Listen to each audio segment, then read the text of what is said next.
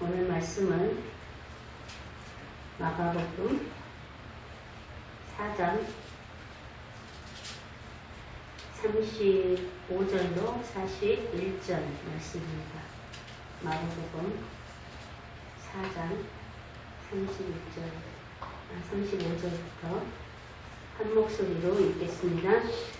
그날 저물 때에 제자들에게 이르시되 우리가 저편으로 건너가자 하시니 그들이 무리를 떠나 예수를 배에 계신 그대로 모시고 가매 다른 배들도 함께 하더니 큰 광풍이 일어나며 물결이 배에 부딪혀 들어와 배에 가득하게 되었더라.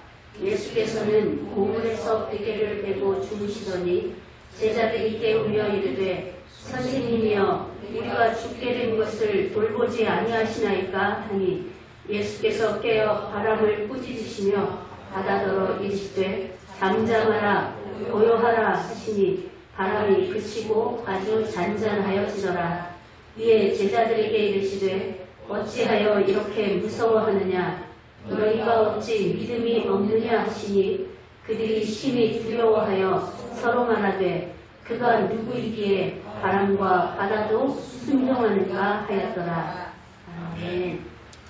자, 오늘 본문 말씀은 우리가 계속 성경 읽기를 하면서 익히 알고 있는 내용이에요. 그죠? 어느 날 밤 갈릴리 호수에서 제자들과 예수님 사이에 일어난 사건을 기록하고 있어요. 지금 이 35절 이전까지 예수님은 어디에 계셨냐면 가버나움이라는 곳에 계셨어요. 자, 여기 가버나움 보입니까? 저쪽에 가버나움. 근데 여기에서 말씀을 계속 온갖 비유로 말씀을 전하시다가 날이 저물었을 때 제자들에게 우리가 저편으로 건너가자 그랬어요. 그 저편은 거라사, 중앙 위쪽에 보면 거라사라고 보이십니까? 거라사 지방을 가리키신 거예요. 그러니까 우리가 저 가버나움에서 거라사로 배 타고 건너가자 이렇게 말씀하신 거예요. 이 갈릴리 호수, 갈릴리 바다라고 하잖아요. 물결이 보입니까? 이렇게 물길이? 이 호수의 물이 이렇게 흘러내려가면 여기가 요단강이에요. 이 요단강에 보이는 물이 사해로 흘러내려가는 거거든요. 이 갈릴리 바다는 중요한 역할을 하는 곳이에요. 근데 이 갈릴리는 우리 성경에서 누구의 나와버립니까? 이 갈릴리 바다에서 물고기 잡아서 먹고 산 사람들이 누구예요? 제자 중에 대표적인 사람이 베드로, 야고보, 요한이었어요. 그러니까 여기는 베드로가 아주 전문가예요. 전문가. 이 호수가 수면이 이 옆에 육지보다 여긴 전부 산이에요. 이건 뺑 둘러있는 건 산, 험준한 산인데 이 호수가 더 이렇게 들어가 보입니까? 해수면보다 200에서 300m 정도 낮은 곳이 갈릴리 호수예요. 그러니까 상당히 낮은 위치에 자리에 있고 그러다 보니까 주변에 이 산들은 더 높아 보이겠죠. 그러니까 이 산과 수면의 높이 차이가 심하다 보니까 이 산에서 불어오는 찬 공기 그리고 이 협곡들에서 물들이 또 이 호수로 내려온단 말이에요. 그 물은 차갑겠죠. 근데 호수의 물은 따뜻하죠. 그러니까 이 지정학적으로 갈릴리 호수는 기상이변이 아주 자주 일어나는 곳이에요. 이 찬 공기와 바다의 해수면의 따뜻한 공기가 만나면서 바람이 일어나고 그 바람이 결국 폭풍을 일으키게 되는 거예요. 이런 기상이변이 자주 일어나는 곳이에요. 그럼 이거를 베드로는 잘 알까요? 모를까요? 거기서 평생 여기서 평생 고기잡이 한 사람이 그거 연구 안 했겠어요? 지금 바람이 이렇게 불어올 때는 오늘 폭풍이 일어날 것 같아. 이 정도 바람이면 잠시 고기잡이 해도 될 것 같아. 여러 가지 경험을 통해서 아주 연구를 많이 했을 거란 말이에요. 전문가예요, 전문가. 자, 기상이변이 이렇게 많이 자주 일어나는데 야간에 지금처럼 가로등도 없는 그곳에 대처하기가 쉬울까요? 대낮보다 어렵다는 말이에요. 이러한 사정을 베드로는 너무나 잘 알고 있었어요. 그런데 예수님이 밤에 저편으로 건너가잖아요. 배를 띄우라는 거예요. 어부들도 밤에는 웬만하면 배를 안 띄우는데 전문가들도. 그러나 예수님이 말씀하시니까 그냥 순종했어요. 그래서 바다를 건너는 중에 아니나 다를까 폭풍을 만난 거예요.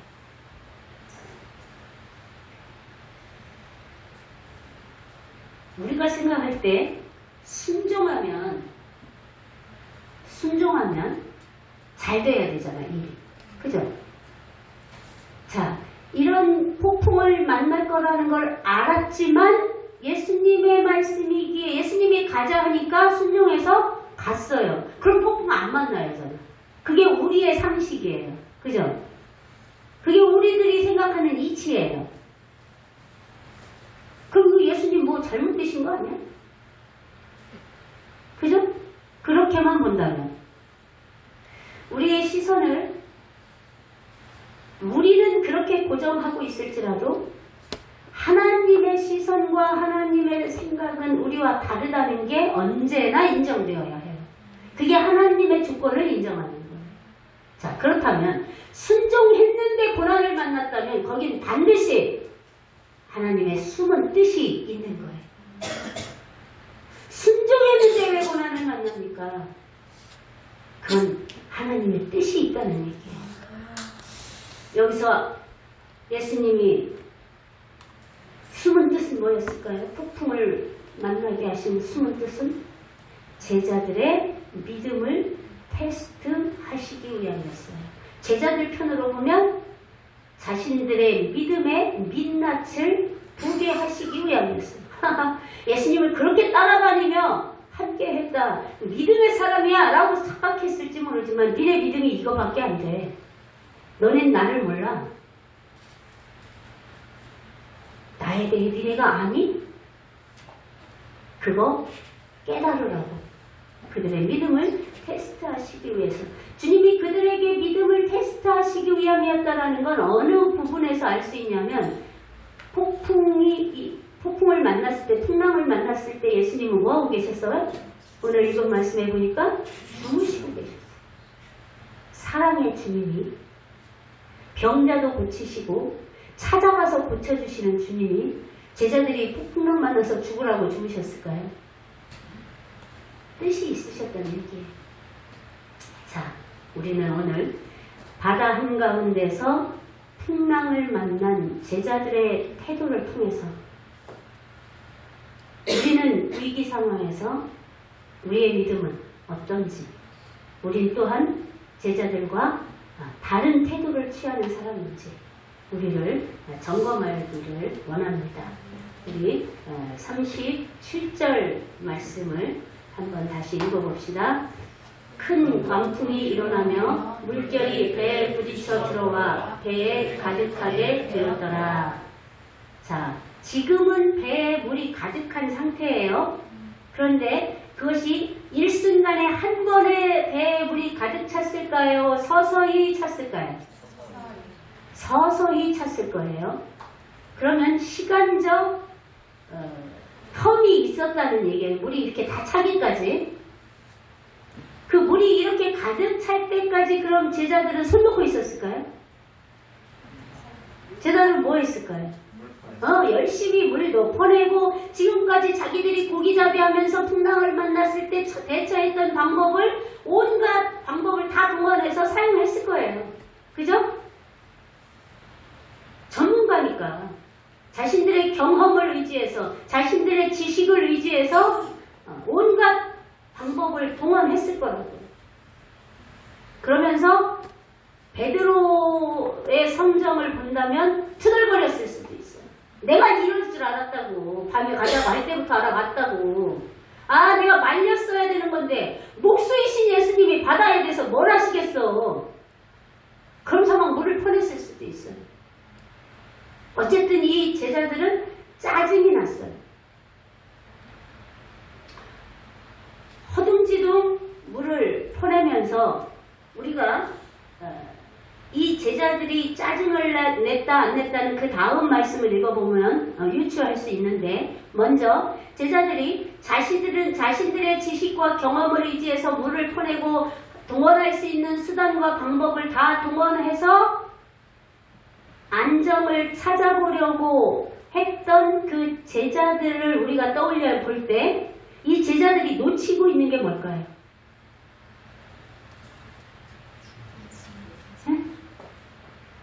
지금 누가 얘기했는데? 내 귀에 좀 들리게 얘기해 주세요. 예수님 함께하고 그 배에 예수님이 함께 타고 계신 걸 지금 믿고 있는 거예요. 이 위기 상황에서 누가 제일 먼저 떠올랐어야 해요? 예수님이 제일 먼저 떠올랐어야 해요. 예수님이 이 배에 타고 계시지? 내가 물 퍼내고 뭐하고 하기 전에 이 배에 예수님이 함께 계시잖아. 이게 제일 먼저 떠올라야지. 이 풍랑을 대처할 수 있는 분, 능력자 누구? 예수님. 우리가 아무리 이 바다에서 잔뼈가 굵은 사람이라 해도 우리는 이 풍랑을 다스릴 수가 없어. 잠잠케 할 수 있는 능력이 없어. 근데 예수님은 우리가 지금까지 따라다녀 보니까 능력자야. 오병이어의 기적도 일으키시고 죽은 자도 살리고 병든 자도 고쳐. 그럼 예수님한테 제일 먼저 달려갔어야지. 그럼 헛고생 안 하잖아요? 헛수고 안 해도 되잖아요? 짜증 안 나도 되잖아요? 이들은 자신들의 경험이 더 우선이었어요. 주님보다. 그 말은 경험과 지식이 더 우선이었다는 얘기는 경험과 지식이 주님보다 우월했다는 거예요. 우린 그렇게 주님을 무시하고 사는 거예요. 의식적으로 주님이 뭘 한다고 이렇게 무시하는 사람은 아무도 없어요. 그리스도인 중에. 그런데 무의식 중에 내 지식과 경험이 그때 이렇게 하니까 됐어. 너 이번에도 이렇게 해봐야지. 이게 늘 먼저 튀어나온다는 거예요. 주님이 먼저가 되지 못하고.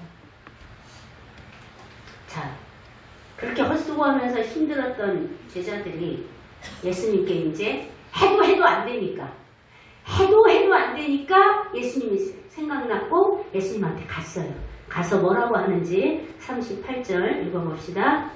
예수께서는 고물에서 베개를 베고 주무시더니 제자들이 깨우며 이르되 선생님이여 우리가 죽게 된 것을 돌보지 아니하시나이까? 이것이 가서 공손하게 겸손하게 주님 우리가 죽게 됐는데 주님 우리가 안 보이셔요? 이렇게 말한 것 같아요.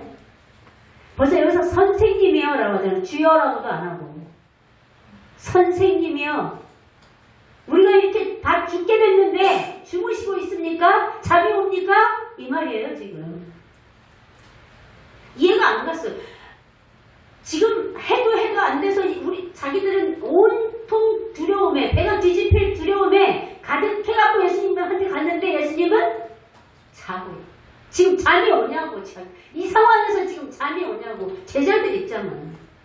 그죠? 답답한 거예요. 아니 지금 잠이 오십니까? 우리가 이렇게 죽게 됐는데. 자신들에게 폭풍을 잠재울 능력이 없음을 인정했으면, 그리고 주님이 배에 계신 것을 알았다면, 생각했다면 주님께 먼저 달려갔어야 되는 거예요. 우리 아기들 한번 생각해 보세요. 어릴 때, 그지? 지윤아, 지윤이 어릴 때 엄마! 언니가 나 어쩌고 저쩌고. 좀 이따 엄마! 누가 어쩌고 저쩌고. 엄마! 저 아저씨가 쳐다봐. 맨날 엄마만 찾잖아. 그지? 왜 엄마를 찾을까? 엄마가 그 상황에서 나를 건져줄 거라고 믿으니까. 엄마가 방패막이가 되어줄 거라고 믿으니까, 엄마가 이 상황을 해결해 줄 거라고 믿으니까 엄마가 찾았단 말이에요. 어릴 때. 우리의 믿음이 그런 어린아이의 믿음이어야 한다는 거예요. 경험, 지식 생각하지 말고 똑똑한 척 하지 말고 그렇게 어린아기가 무슨 뭐 가다가 돌멩이 하나만 만나도 엄마 하는 것처럼 우리가 그렇게 주님을 먼저 찾아야 한다는 얘기예요. 우리 인생에도 늘 폭풍이 예기치 않을 때 들이닥치게 됩니다. 그럴 때 우리는 어떻게 대처합니까? 제자들처럼 경험, 지식 먼저 동원하지 않습니까? 그러면 헛고생질해요. 오늘 제자들을 통해서 우리 인식합시다. 헛고생질 하지 말고 주님께 먼저 아뢰자. 우리 같이 한번 선포해 봅시다. 헛고생하지 말고 주님께 먼저 아뢰자. 그것만 우리의 삶에서 되어지면 우리의 삶의 방향이 전혀 바뀔 거예요. 우리의 삶의 질이 바뀔 거예요. 이제 경험과 지식 앞세워 해볼 거 다 해보던 우리의 삶의 태도는 버리고 주님 먼저 찾는 우리가 되기를 바랍니다. 그러니까 그 말을 한마디로 요약하면 폭풍을 만났을 때 우리가 취할 최선의 방법은 주님께 먼저 아뢰는 거다. 주님을 먼저 찾는 거다 이 말이에요. 우리 인생에 예기치 않은 폭풍, 예기치 않은 그 돌발 상황을 만났을 때 또는 내가 감당할 수 없는 어떤 문제를 만났을 때 내 지식과 경험 동원하고 내 아는 사람 동원하는 것보다 주님께 먼저 아뢰는 것이 최선이다. 최선의 방법이다. 그것을 기억하시기 바랍니다. 왜? 그 주님만이 그 문제를 알고 그 상황을 알고 그 문제와 상황에 대처할 수 있는 능력을 갖추신 분이시기 때문에 그래요. 그러니까 그분께 먼저 아뢰는 게 최선이라는 거예요. 주님은 주무시는 척 하면서 배가 뒤집힐 위기 상황에서 제자들이 어떻게 하는가 보시는 거죠. 그러니까 주님은 제자들에게 이 폭풍을 만난 지금 너희가 누구와 함께 있니? 내가 누구니? 나는 이 폭풍을 만들기도 하고 다스리기도 하고 여기서 너희를 건질 수도 있는 예수야, 그리스도야. 너네가 그래서 주님이 말씀하시잖아요. 너네가 내가 누구인지 알았더라면 이렇게 두려워하지 않았을 거다. 우리가 볼 땐 죽을 것 같고 실패할 것 같아도 주님이 아니야, 괜찮아, 내가 함께 해줄게, 내가 도와줄게, 걱정하지 마. 그러면 그 말을 믿으시기 바랍니다. 그래도 지금 당장 이런데요. 지금 당장 이러니까 뭐 이거라도 이렇게 해야 되지 않을까요? 우리는 이게 문제라는 말이에요. 지금까지 그렇게 살았기 때문에. 그러나 주님이 아니 괜찮다니까, 내가 함께 할 거라니까 말씀하시면 아멘. 나는 무능합니다. 주님 부족합니다. 나는 이걸 해결할 능력도 없습니다. 주님 오시옵소서. 주님 오셔서 이 상황 가운데서 저를 건지시고 주님 오셔서 이 상황을 해결하십시오. 이것이 바로 내 영혼아 잠잠히 여호와를 바라라 이 말인 거예요.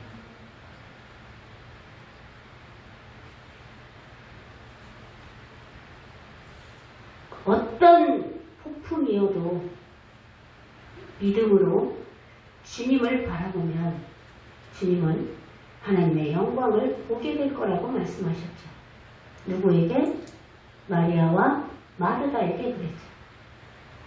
오빠가 죽기 전에 예수님이 오셨어야지. 이미 죽어서 냄새가 나는데 이제 오시면 어떡합니까?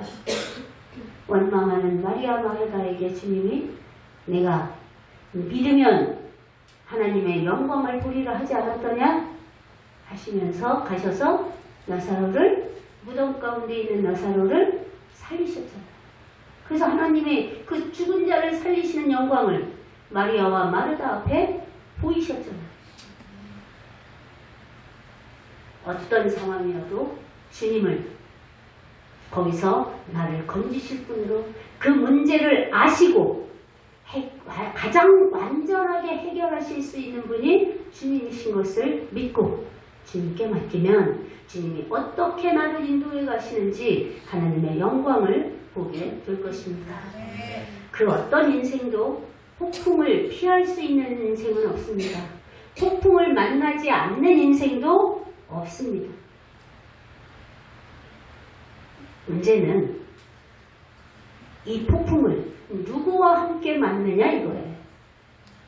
폭풍을 안 만났으면 피할 수 있었으면 우리는 여기에만 신경을 쓰는데 피할 수 있는 것이 아니에요. 인생의 폭풍이라는 건. 그렇지 않아요? 우리가 우리 인생에서 예기치 못한 일을 하나도 못 만납니까? 오늘 저녁에 편안했는데 내일 아침에 가니까 생각지도 않은 일이 벌어진단 말이에요. 그게 인생이에요. 그걸 피할 수 있는 사람이 없어요. 그런데 그걸 피하는 인생이 되게 해달라고 기도할 것이 아니라 그런 것이 닥쳐와도 내가 누구와 그 폭풍을 맞고 있느냐, 이게 중요하단 말이에요. 나 혼자 맞고 있으면 감당 못해요. 근데 주님과 함께 맞고 있으면, 이 배에 주님이 함께 타고 계시면 주님이 다스리실 것입니다.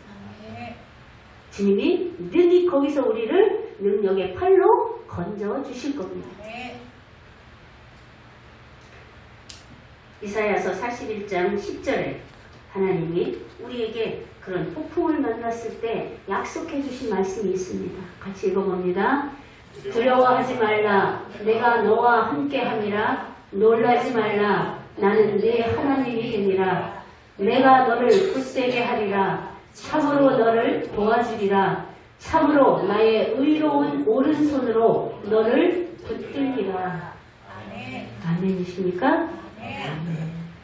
이 주님이 오늘 지금 내가 만나고 있는 폭풍과 함께, 나와 함께 이 폭풍을 맞고 계시다면 주님만 바라볼 수 있습니다. 이 주님을 믿는다면 내가 너와 함께 할 거야. 내가 너를 굳세게 하여 담대하게 하여 이 풍랑도 능히 넘어설 힘을 줄 거야. 그리고 너 혼자 넘어서게 하지 않고 내가 도와줄 거야. 내 의로운 오른손으로 너를 붙들어서 너를 도와줄 거야. 걱정하지 마. 너 혼자가 아니야. 이 주님을 신뢰하고 의지하시기를 바랍니다. 그런 사람이 그리스도 안에 있는 사람입니다. 그런 사람이 하나님의 날개 그늘 아래 보호받는 사람이에요. 그런 사람이 하나님의 선하신 능력 가운데 보호받는 사람이에요. 자, 그렇게 와서 짜증내고 불평하는 제자들을 향해서 주님이 뭐라고 하시는지, 주님은 한마디로 바람을 꾸짖으시고 제자들을 꾸짖으심으로 이 상황을 단번에 정리하시는데, 한번 39절 40절을 읽어봅시다. 예수께서 깨어 바람을 꾸짖으시며 바다더러 이르시되 잠잠하라 고요하라 하시니 바람이 그치고 아주 잔잔하여지더라. 이에 제자들에게 이르시되 어찌하여 이렇게 무서워하느냐? 너희가 어찌 믿음이 없느냐 하시니. 일단 바람을 먼저 꾸짖으셨어요. 그랬더니 바다가 잠잠하여지며 풍랑이 사라졌어요. 그 다음에 제자들에게 꾸짖으셔요. 왜 두려워하니? 내가 이 배에 함께 있는데 왜 두려워해? 어찌 그리 믿음이 없니? 지금까지 나를 따라다니면서 보고 들은 게 뭐니? 그래도 못 믿어? 도대체 너희는 나를 거니? 이거예요. 도대체 너희는 왜 그렇게도 못 믿니? 내가 누구라고 생각했기에 내가 이 배에 함께 있는데 그렇게 두려워 떨고 있는 거니?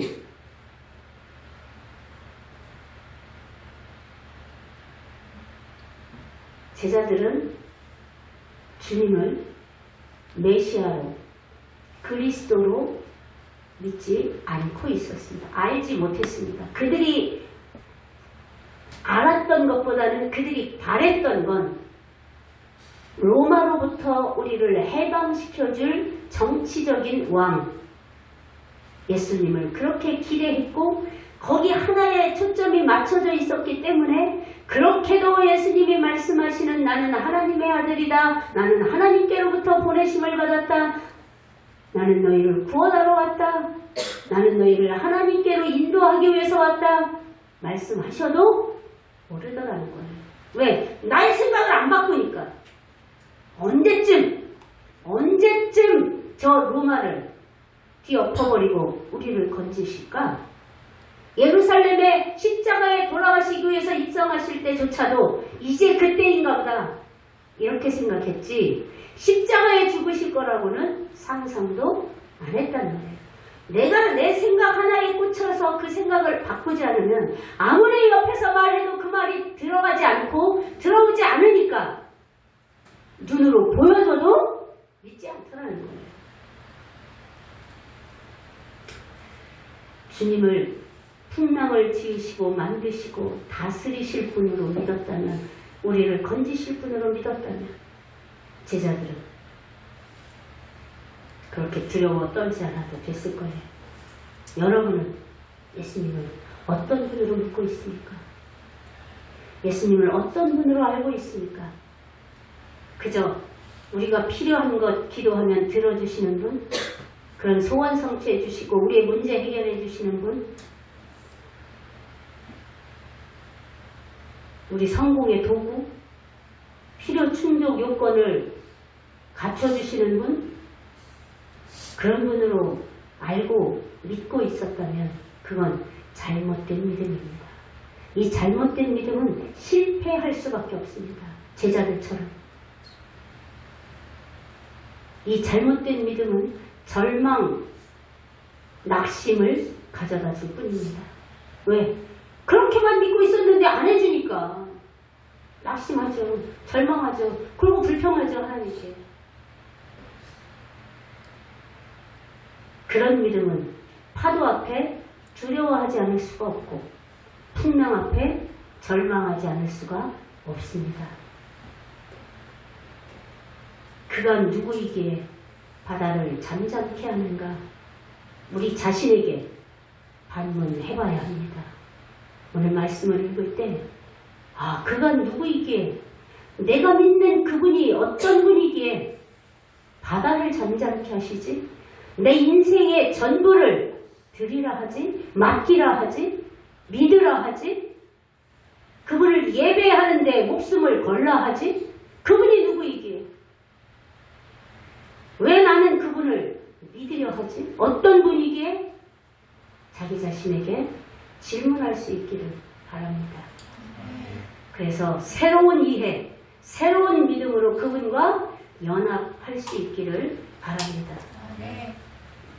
나를 지으시고 다스리시며 책임지시는 하나님 앞에 내가 얼마나 무능하고 무지하고 무력한 사람인지를 인정하고 내어낼 때 그분은 우리 안에서 우리의 삶을 통해 우리의 문제를 통해 그분의 주님 되심을 드러내실 것입니다.